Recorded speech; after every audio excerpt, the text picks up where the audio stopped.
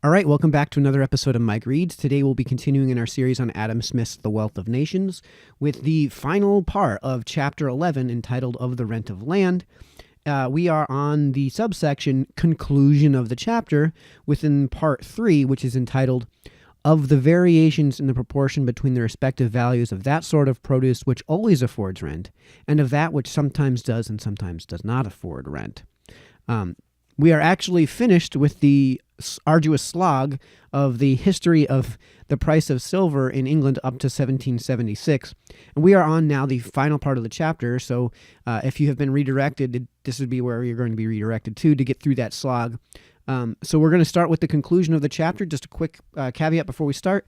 This is going to be a ridiculously short read. I believe this whole subsection is only 5 pages long, and then we're actually done with the first book of Adam Smith's The Wealth of Nations. And I think we're well deserved of this ridiculously short read, considering how ridiculously long this chapter has been. Chapter 11 being something like 170 pages long. So, without further ado, let's dive into the conclusion of the chapter. I shall conclude this very long chapter with observing that every improvement in the circumstances of the society tends either directly or indirectly to raise the real rent of land, to increase the real wealth of the landlord, his power of purchasing the labor, or the produce of the labor of other people. The extension of improvement in cultivation tends to raise it directly.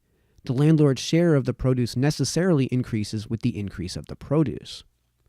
That rise in the real price of those parts of the rude produce of land, which is first the effect of extended improvement in cultivation, and afterwards the cause of their being still further extended, the rise in the price of cattle, for example, tends to raise the rent of land directly, and in a still greater proportion. The real value of the landlord's share, his real command of the labor of other people, not only rises with the real value of the produce, but the proportion of his share to the whole produce rises with it. That produce, after the rise in its real price, requires no more labor to collect it than before.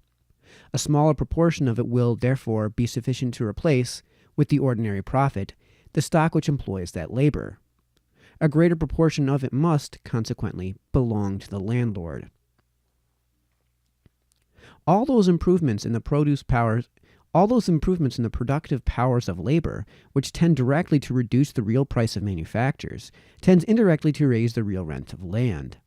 The landlord exchanges that part of his rude produce which is over and above his own consumption, or what comes to the same thing, the price of that part of it for manufactured produce. Whatever reduces the real price of the latter raises that of the former.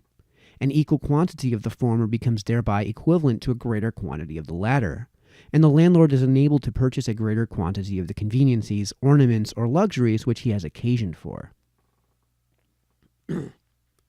Every increase in the real wealth of the society, every increase in the quantity of useful labor employed within it, tends indirectly to raise the real rent of land. A certain proportion of this labor naturally goes to the land. A greater number of men and cattle are employed in its cultivation. The produce increases with the increase of the stock which is thus employed in raising it, and the rent increases with the produce. The contrary circumstances, the neglect of cultivation and improvement, the fall in the real price of any part of the rude produce of land, the rise in the real price of manufactures from the decay of manufacturing our industry, the declension of the real wealth of the society, all tend, on the other hand, to lower the real rent of land, to reduce the real wealth of the landlord, to diminish his power of purchasing either the labor or the produce of the labor of other people. The whole annual produce of the land and labor of every country, or what comes to the same thing, the whole price of that annual produce, naturally divides itself, it has already been observed, into 3 parts: the rent of land, the wages of labor, and the profits of stock, and constitutes a revenue to 3 different orders of people: to those who live by rent, to those who live by wages, and to those who live by profit. These are the 3 great, original, and constituent orders of every civilized society, from whose revenue that of every other order is ultimately derived. The interest of the first of those 3 great orders, it appears from what has been just now said, is strictly and inseparably connected with the general interest of the society. Whatever either promotes or obstructs the one necessarily promotes or obstructs the other. When the public deliberates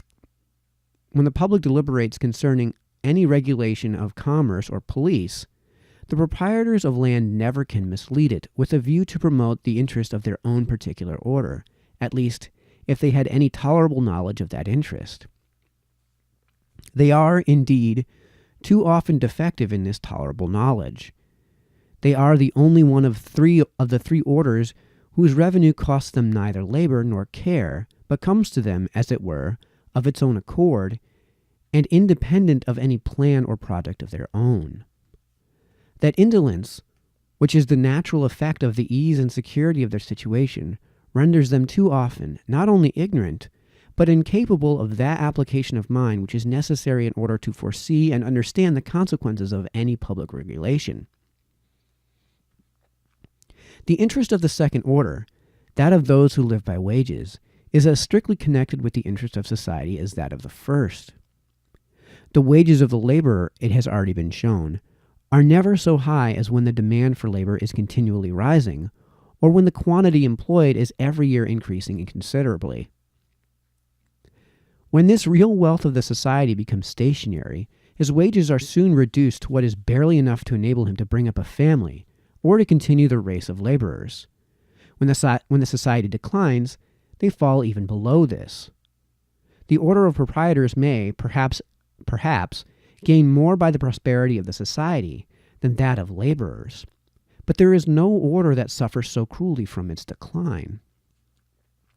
But though the interest of the laborer is strictly connected with that of the society, he is incapable either of comprehending that interest or of understanding its connection with his own.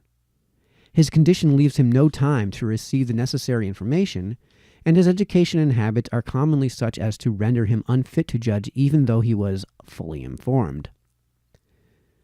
In the public deliberations, therefore, his voice is little heard and less regarded, except upon some particular occasions when his clamor is animated, set on, and supported by his employers, not for his, but their own particular purposes. His employers constitute the third order, that of those who live by profit. It is the stock that is employed for the sake of profit which puts into motion the greater part of the useful labor of every society. The plans and projects of the employers of stock regulate and direct all the most important operations of labor, and profit is the end proposed by all those plans and projects. But the rate of profit does not, like rent and wages, rise with the prosperity and fall with the declension of the society. On the contrary, it is naturally low in rich and high in poor countries, and it is always highest in the countries which are going fastest to ruin. The interest of this third order, therefore, has not the same connection with the general interest of the society as that of the other two. Merchants and master manufacturers are, in this order, the two classes of people who commonly employ the largest capitals, and who by their wealth draw to themselves the greatest share of the public consideration. As during their whole lives they are engaged in plans and projects, they have frequently more acuteness of understanding than the greater part of country gentlemen.